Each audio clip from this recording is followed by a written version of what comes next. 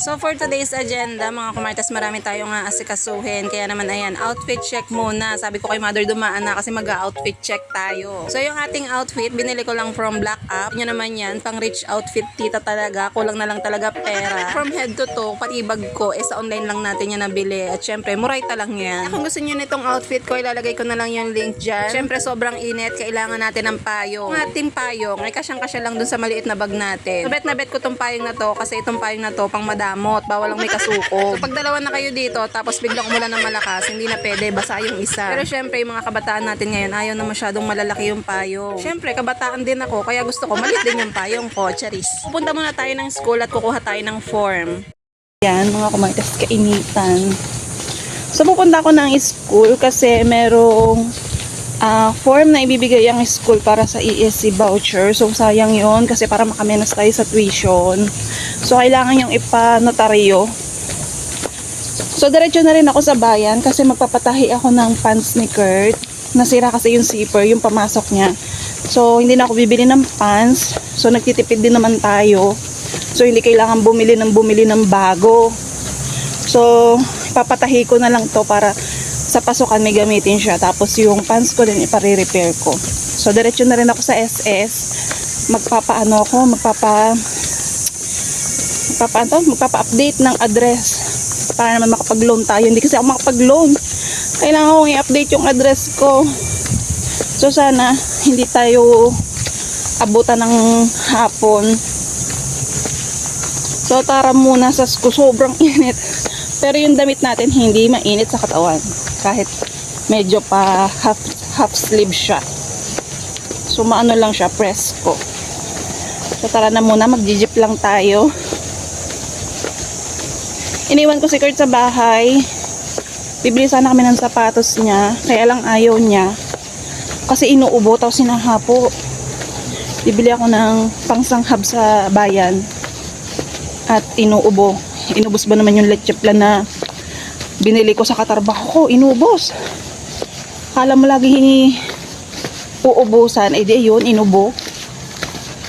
So ayan mga kumartes, maganda naman yung panahon, hindi ginaulan. Kaya lang, sobra-sobra talaga yung santing ng init. Kailangan talaga meron tayong payong. Tapos, samahan nyo na lang ng sunscreen. Nandito na ako sa school, mga kumartes. Sabi ko kay kuya kung merong office. Meron naman daw, Monday to Saturday yung office dito sa school. So kasi yung ESC voucher, meron ata yung deadline. So kailangan na nating panotaryuhan. Kasi ako naman mga kumartes, hindi ako basta-basta nakaka-absent. Kaya ayan, hanggat may pagkakataon, asikasuhin na natin yung dapat asikasuhin para isang absina na lang. So nung nakaraan pa ako nakapag-enroll kay Kurt nung nakaraang linggo pa. So nagbayad na rin ako ng miscellaneous, tapos nagbayad na rin ako ng first month na tuition. So nagulat talaga ako nung nakita ko yung tuition niya kasi maliit lang, hindi kagaya nung nakaraang taon. So hindi naman ako nagtanong sa teacher. So ito na nga yun. Ito na yung dahilan kung bakit medyo mababa ang magiging tuition natin. So binigyan ako ni ma'am ng form. Kailangan daw tong ipapotocopy ng 4 na kopya. So kailangan ko munang umuwi sa bahay dahil doon magpiprint tayo. Mahal na rin kasi ang print ngayon. So kailangan ko din kasi ng pirma ng asawa ko at saka ng anak ko bago natin panotaryuhan to. Buti na lang, dito ko napasakay sa mini shuttle ng San Pablo. 12 lang ang pamasahe tapos naka-aircon pa. So yung iba ayaw sumakay dito, akala nila mahal ng pamasahe. Pero wag ka naka-aircon, 12 pesos lang ang pamasahe hanggang bayan na. Kaya sumakay kayo dyan kapag ka nakita nyo.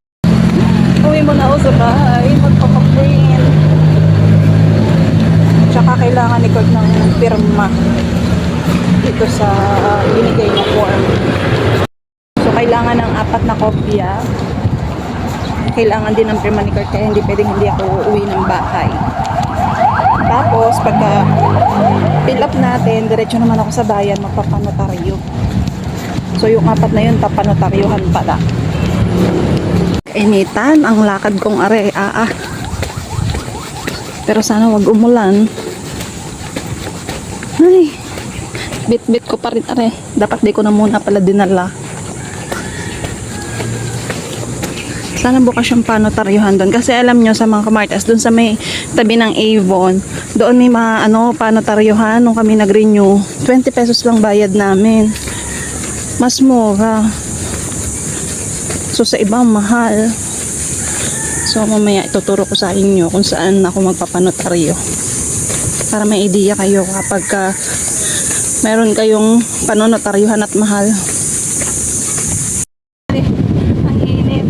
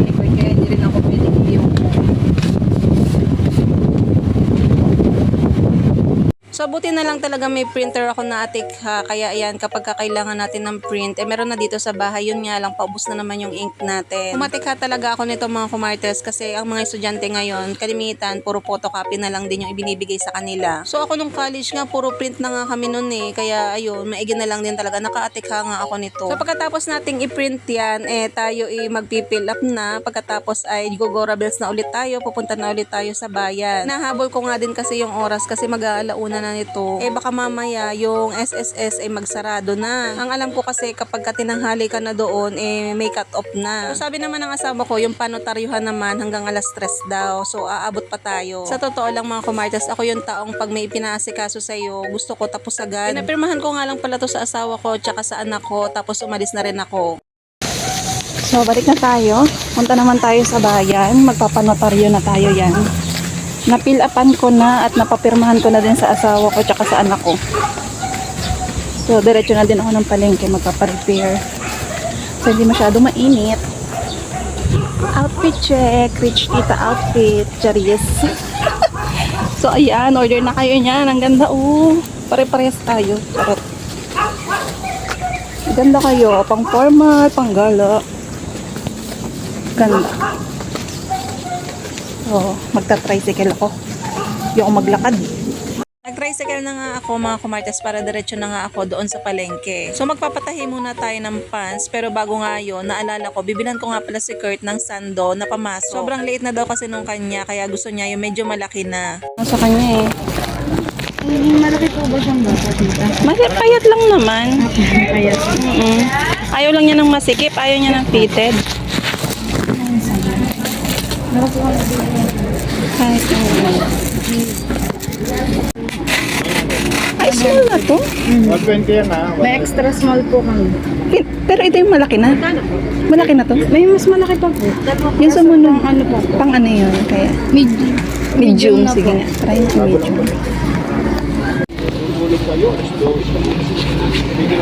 Ganito po yung medium na. Ay, ayan. Ito, mas maganda. Magkano nga to? Kuya, alam, blue corner. Low corner, 120. Medium. 120 ako. Sige, 120 dalawa. po. Dalawa po. Bumili nga lang pala ako ng 2 sando mga kumartes kasi si Kurt naman hindi naman siya palaging naka-uniform. So yung pang Friday nila is parang naka-freestyle tapos yung isang araw naman naka-pang PE. So kaya hindi na rin ako bumili ng bagong uniform kasi minsanan lang din naman niyang isuot yun. So parang 3 days lang silang naka-uniform tapos meron silang PE tapos may wash day sila. Pero syempre yung kanilang pinaka-wash day kailangan yung mga estudyante nakasunod pa rin sa school policy. So parang pants tapos white t-shirt yung pinaka-top nila. Tapos naghanap na ako ng pwede kong pagpatahian ng aming mga pants. Tinanong ko muna kung magkano at ayun nga yung repair 150 tapos yung papalit ng zipper 100. Tapos yung isang pants ko pinapalitan ko ng garter tapos pinatahian ko na rin yung pundiyo 100 din. So sumatotal 350 yung pinagbayaran natin. Pero babalikan na lang natin yon kasi pupunta muna ako dito at magpapanotaryo. Pero bago nga tayo magpanotaryo magwi-withdraw muna ako kasi hindi pa ako nakaka-withdraw pa mula nung tayo ay sumahod. Kailangan ko na rin kasi magbayad ng ating mga bills, kailangan natin magbayad ng ilaw, yung ating mga kautangan, tapos ayan, wala tayong pambayad dito kasi magkano rin yung bayad sa notaryo, 300 din. So si kuya na nandito sa baba, tinanong ko muna kung bukas nga dito sa taas. At ayun nga, bukas naman daw. Pero mga kumartes, akala ko talaga is 20 pesos lang yung panotaryo, hindi pala. So iba-iba din pala yon yung presyo kapag ka magpapanotaryo kayo, depende kung ano yung ipapanotaryo nyo. So nung nag-renew kasi kami ng motor, nag-expect din ako na 20 pesos lang yung babayaran ko dito, hindi pala. Pero kasi kung susumahin mo naman, 4 kasi yung pinanotaryuhan ko. So pumapatak siya na 75 pesos ang isa. So sabi ng asawa ko, hindi na daw masama kasi 4 naman daw yung pinanotaryuhan ko. So bahala na kayo maghanap ng mura kung saan kayo makakamura kasi sa iba talaga mahal. Pero sabi nga ng asawa ko, okay na din. So kaysa naman 9,000 yung madagdag sa tuition natin, babayad na ako ng 300. Malaking halaga na rin kasi yung 9,000 na maleles natin kapag kainasikaso natin to. Hindi na ako manghihinayang sa 300 kung ang kapalit naman ito ay malaking kabawasan sa tuition natin. At malapit lang dito yung SSS, kaya dumiretso na din ako. Naglakad na lang ako kaysa mamasahe pa tayo. Kaya lang dahil nga sobrang init, parang gusto ko na magsakay. Parang yung init ngayon nakakahimatay na. Pero wag naman, wala tayong kasama, charis. So wala akong kasama mga kumartes sa pag-aasikaso nito, ako lang. Bakit may nakita ba kayo, charis? Wala kayong makikitang kasama ko kasi yung asawa ko tamad magsasama sa mga ganare. Pero pag siya yung sasamahan, ako, kagaling. Naku, gayon na gayon yun. Pag siya may aasikasuhin, kailangan kasama ako. Pero pag ako yung may aasikasuhin, tapos ako yung sasamahan niya, naku po, wag niyo nang asahan, napakareklamador. Kesyo ang tagal daw, nakakainit. So, andito na tayo sa SSS mga kumartes. Kailangan talaga maaga din kayo dito. Kasi yung number pala dito, nagkakaubusan. Pag naubos yung number, hindi na kayo papapasukin. So, madaling-madali lang talaga, wala pang 5 minutes ata yung akin kasi nagpa-update lang ako ng address. Dito na nga lang pala ako dumaan sa may Ultimart para medyo malilom. Pinakiusapan ko na nga lang si Manong Guard na baka naman kahit isang number lang. Syempre, ginamitan ko na ng ganda, charis. Pero in fairness, ang babait naman ng mga guard sa SSS. Tapos yung mga empleyado din ang babait. So, nung tinanong ko nga dun sa teller kung magkano yung maloloan ko, sabi sa akin, 21,000 nga daw yung maloloan ko. Pero sabi sa akin nga, next year ko na daw i-loan para daw mas malaki. Ako naman, hindi ko pa naman talaga siya ilo-loan. Pang emergency loan ko lang talaga yung SS kung sakaling kailangan na. In-update ko nga lang siya kasi nga hindi ko siya makita kung magkano yung maloloan natin. So, nung pagka-uwi ko sa bahay, tiningnan ko at ayun nga, na-open ko na siya. Pero hindi muna tayo maglo-loan at talaga naman tatapusin muna natin yung ating loan at hindi pa tapos. So, mahirap na rin kasi magpatong-patong at talaga namang pagka ganon, hindi na tayo makakatapos sa ating mga utang.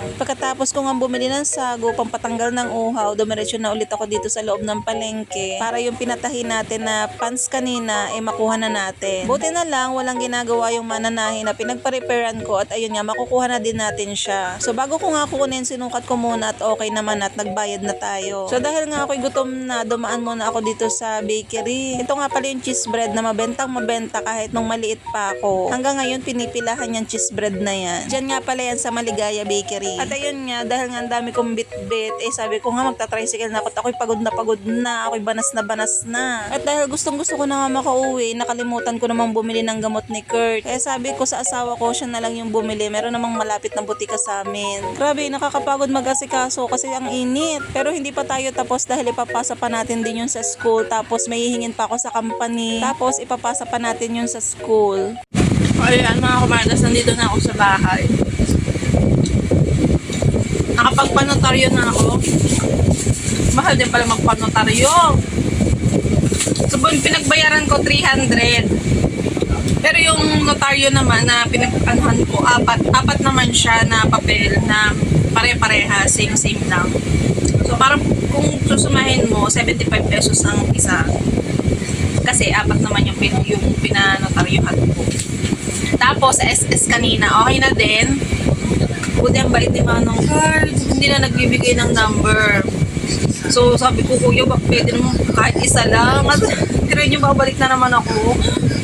Hindi talaga will ni Lord, hindi okay lang sabi ko. Kung hindi ko ma-update yung address ko. Kasi hindi ko mabuksan yung loan ko kung magkano yung maloloan ko. Hindi ko makikita, ganyan. Kasi kailangan ko i-update yung address ko.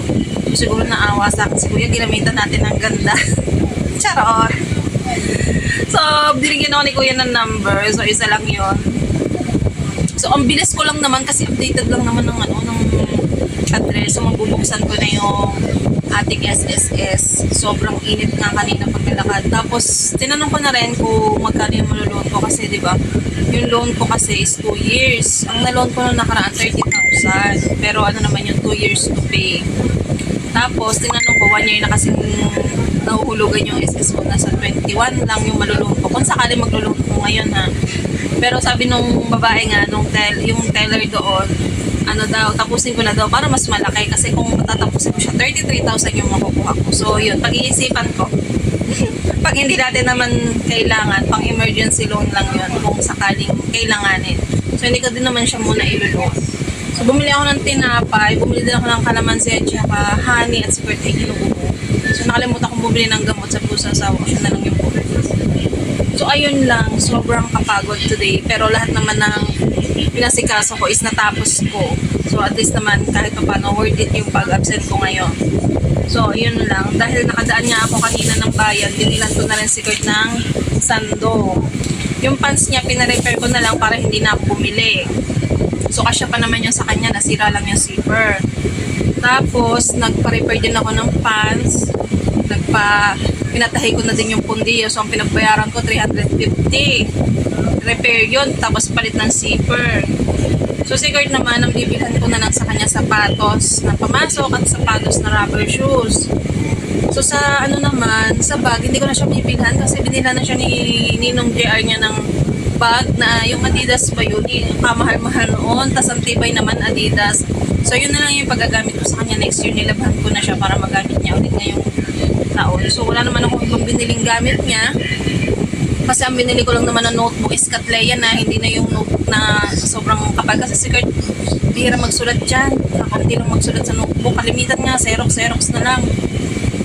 So ayun, niisip ko na lang kung ano pa yung ibibili ko sa kanya ngayong pasunod. Parang wala natin kasi. So makakapipit-pipit ako ngayon kasi meron tayong voucher! Thank you, Lord! Thank you, Lord, kasi meron ng voucher si Kurt kasi noong nakaraang taon wala. So ang monthly ko na tuition 2-3. Mga patak na 2-3 yung monthly ko noon, so medyo mabigat talaga. So ngayon, dahil na nasikaso natin tong voucher ng ASC, so thank you, Lord. So nagbayad na ako ng first tuition niya ng June. Pinagbayaran ko lang ay 1,325. So less na tayo sa tuition. So at least yung 1,000 na dapat nakalaan ko sa tuition, pambaon na lang niya, di ba? At least, kala nyo lang, hirap din mag-aaral. So, yun lang mga palis. Kain tayo ng tinapay. Si Kurt ubo-ubo.